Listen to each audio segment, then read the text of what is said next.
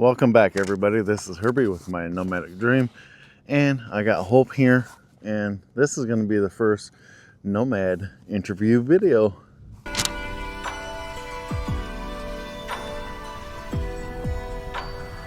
So for anybody that's wondering about any of the future Nomad videos, I do have a couple already lined up. I'll probably film them sometime next week or this week. Well, maybe not this week because it's Wednesday and they're moving up to Lake Havasu, so in due time. But this is going to be the story of Miss Hoper Dopers. I wrote a bunch of stuff down. It's like 6 pages, but this is the story of Hope. Hope was born in February 2009. I still remember the first day I got to see her. She was so little, she could fit in the palm of my hand. Like, for example, a little bit smaller than this rock. And she was a fur ball. Man, she was so cute though. She still is. After a few more weeks from then, Mom was finally able to bring Hope home. They both were so happy. Mom had a new baby, a new best friend, and from that day forward, wherever Mom went, so did Hope. But, like any good story, let's go back a little bit in time. Mom was diagnosed with this cervical cancer in 2008 and was praying for help and hope to get through all of the stuff related to cancer, all the procedures, chemo, all of that stuff. Shortly after her diagnosis, Mom decided to get a puppy. Flipping the page. And that puppy was a little tiny fur ball that y'all came to know.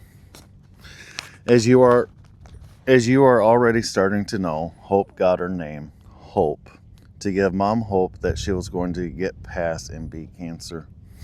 It was not an easy time or path to get through. Mom had chemo and a lot of surgeries, like a lot. But Mom won and beat the cancer. But with the high doses of chemo, it ruined a lot of her internal organs, so she had to go under a lot of additional surgeries to ensure she would live. A few of them were bags that she would have to wear on the outside of her body, one for poop and pee. That was a struggle for Mom, not just physically, but also mentally, with having to live the rest of her life with bags, as she would call them, that she had to learn to use and care for. And if anybody knows how much struggle it is to take care of that and to adjust to it, there's a lot to having the bags that you use for your bladder and your waist and all of that stuff. So she was essentially like a roving RV, black and gray tank. But mentally adjusting to it at 42 years old, which was really tough for her. And she was really worried that she was going to lose her hair during all of that whole ordeal. It lasted for quite a few years. But Mom never lost her hair or anything like that. So that really made her happy. But Hope gave her love and something else to focus on. Hope has definitely helped Mom in more ways than one, and Hope, she moved my page, doesn't know how impactful, how just a small cute fur ball could be so important and impactful for someone. Hope's very special. But besides being Mom's best friend and Hope provider, I was Hope's favorite brother. Whenever I would come over, and if she was on her chain outside, she would run so fast to come say hi. She would come to the end of the leash and be pushed backwards by the force and fall to the ground. She would get back up and go crazy with movements, just bouncing around until I would say, "Hey, Hoper Dopers," and pet her. Hope's trying to hold the pages down for me. And then she would walk beside me into the house. So we always had a special bond between us. Mom always told me if anything ever happens to her, that she wanted me to take care of Hope because she knew I would. But I also believe that Mom knew that I would need Hope in my own way someday, which is really true.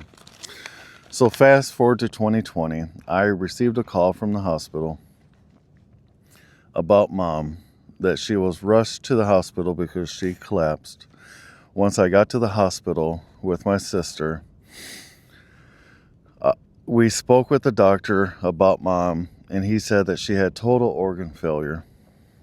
I asked him if there was any like mind activity, brain activity, because Mom always told me if she ever ended up in the hospital on life support, do not hold on if there is no brain activity.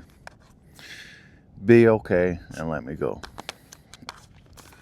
So I told the doctor we need to let her go. My sister and I told our mom our goodbyes, and I said a verse from the Bible. As I walk through the valley of the shadow of death, I will fear no evil. And that verse I've spoken at every family member in the hospital. My brother, my mom, my dad, my grandma. But a few years go by, and Kathy and I moved to Arizona. Hope with me, just cruising to a new life driving Route 66. Hope was so happy looking out the windows and going on the longest car ride in her life.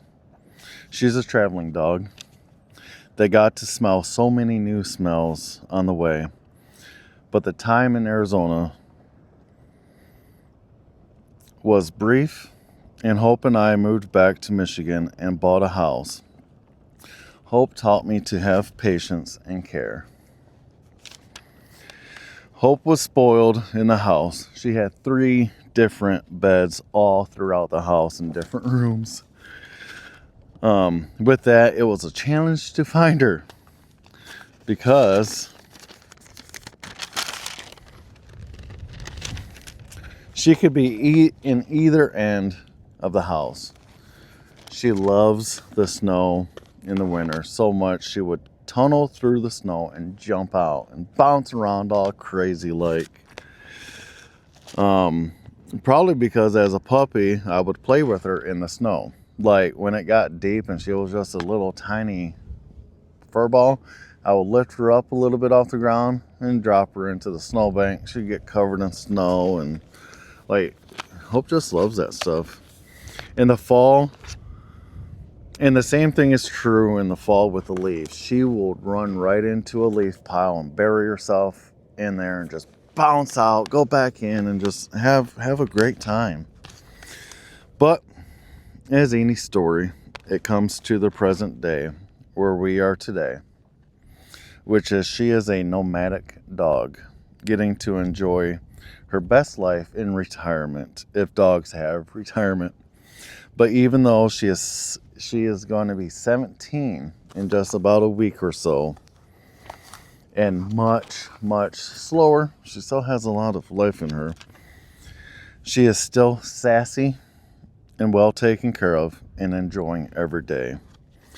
And that's the story of Hope, and I am her brother and protector. So that is the story on Miss Hope.